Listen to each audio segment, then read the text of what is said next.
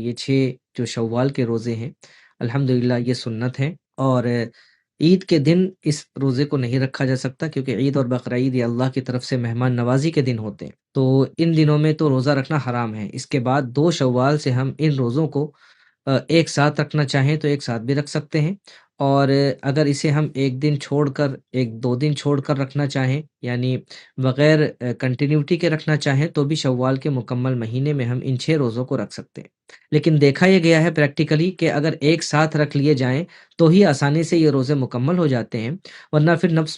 نفس پر بھار پڑتا ہے اور پھر وہ روزے رہ جاتے ہیں۔ تو یہ جو 6 روزے ہیں ان کے بارے میں اللہ کے نبی صلی اللہ علیہ وسلم نے فرمایا کہ جو یہ 6 روزے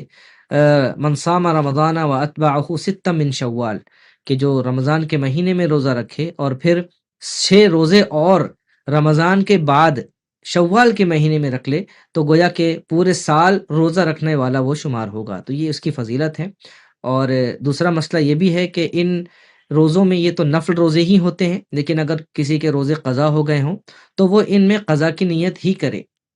تاکہ زیادہ ضروری جو روزے ہیں وہ روزے ادا ہوں اس کے، اور انشاءاللہ امید ہے کہ اللہ سبحانہ و تعالیٰ کی طرف سے جو ان روزوں پر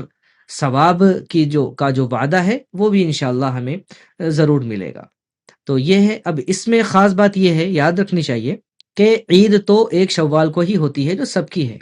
جو لوگ یہ 6 روزے رکھتے ہیں، عام طور پر خواتین میں یہ دیکھا گیا کہ وہ یہ کہتی ہیں کہ نہیں، ہماری عید تو بعد میں آئے گی،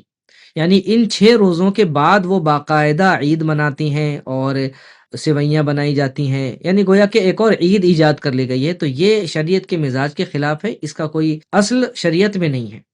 اصل جو عید ہے وہ 1 شوال والی جو عید ہے وہی عید ہے، اور ان 6 روزوں کے بعد کوئی الگ سے عید نہیں آتی ہے۔ تو یہ تو تھی شوال میں روزہ رکھنے سے متعلق مختصر سی گفتگو۔